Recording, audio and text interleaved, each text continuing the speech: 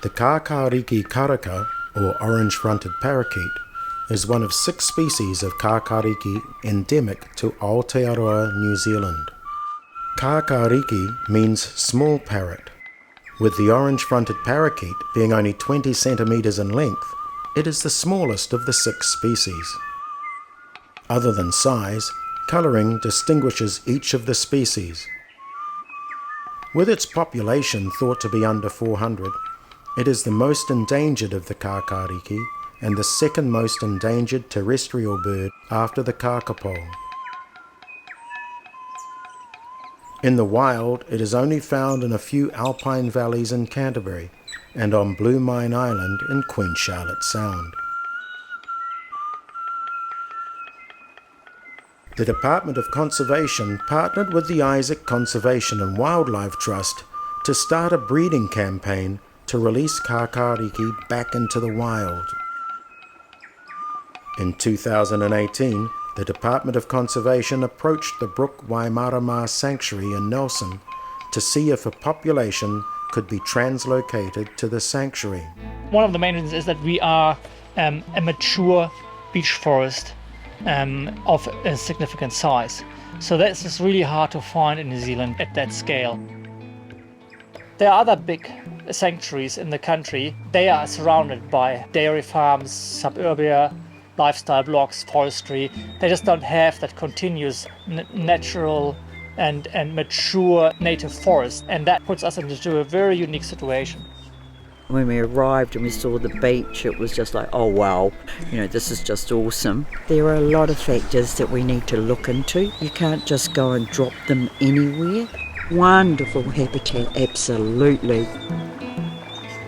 It's also looking at the values. So, for me as Ngāi Tahu, I like to talk to the trust, the actual trust, and to find out their values and where they see the trust going, what their aspirations are. Can the sanctuary hold that number?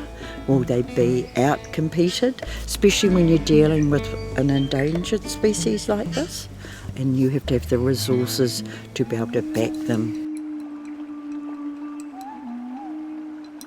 Big occasion for our manu, our taonga, to return here to the Brook Waimarama. Ngāti Koe's association with the Brook Waimarama stretches back hundreds of years. It's been a mahinga kai, a place where we would gather our foods and our resources, but now it's working with the Nelson community to return these birds, as well as Ngāi Tahu and other iwi. So yeah, big occasion. We're looking at creating some jobs within the program so we can actually bring Matauranga Māori into DOC and also train up Māori in Western science and working with species.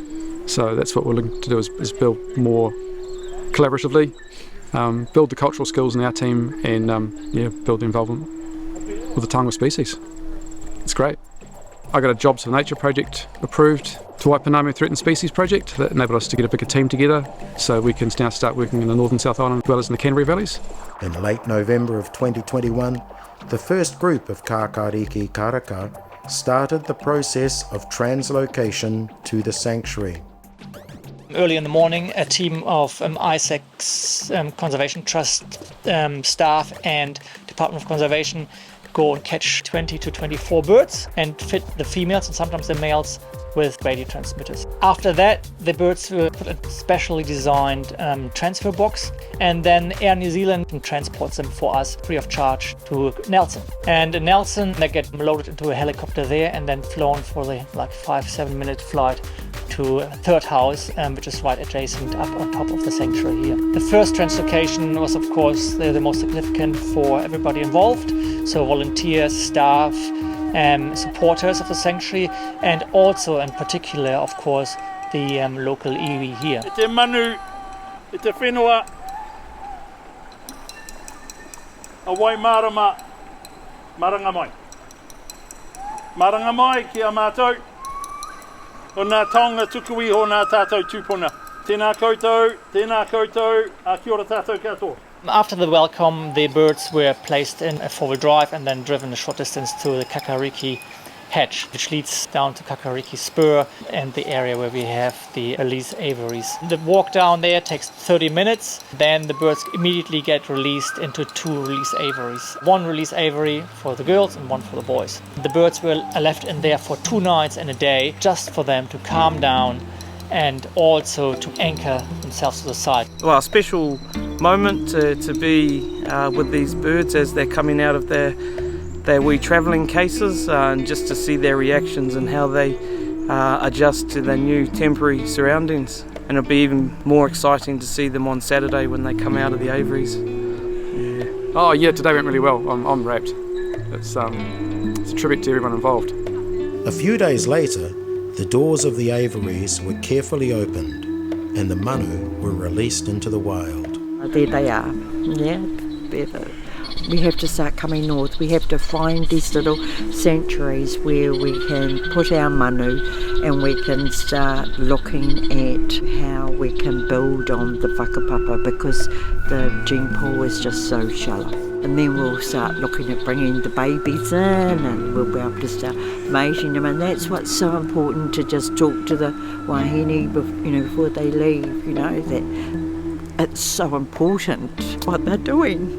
They started pretty much breeding right away after release, so it took them it was a matter of weeks. We had a volunteer who observed a fledgling flying around. We took some great photos, and they can tell that this bird probably only left the nest about 2 days ago or so. This is absolutely incredible news. At the time of this recording, we can report that we've had 6 translocations, all of which have been very successful, totaling a number of 113 birds that have successfully established themselves in the sanctuary. We're at a point where we think we can contain 25% of the world's known population of this species of parakeet. There are a lot of people and a lot of entities are involved in this success, particularly the sending and receiving iwi, the Department of Conservation, and our business supporters that helped underwrite the financial needs of this project to be successful.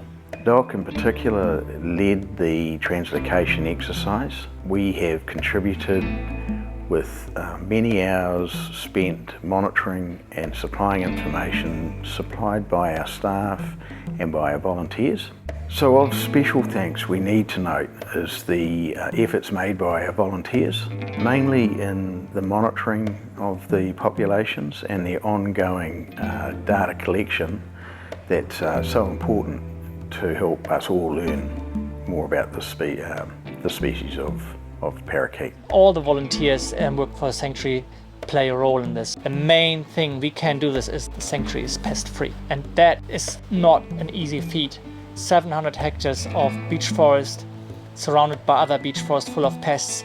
Keeping that pest free is a massive undertaking, and it starts from fence checks, checking tunnel cards, to trapping. We're always talking the next one.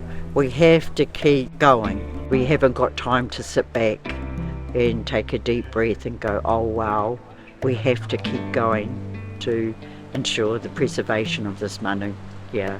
We really would like to hope that in a few years' time we'll see them frequently in small flocks flying over the visitor center and maybe even beyond into the neighborhoods, which would be an absolutely amazing experience for people living here. A koha to us from Ngaitahu, but I guess our responsibility as kaitiaki to receive these taonga, to manaaki these taonga, so manaaki to nurture and to care for. And then with the new generations of Kākāriki, karaka coming into the future, it's then our next generations who will look after them.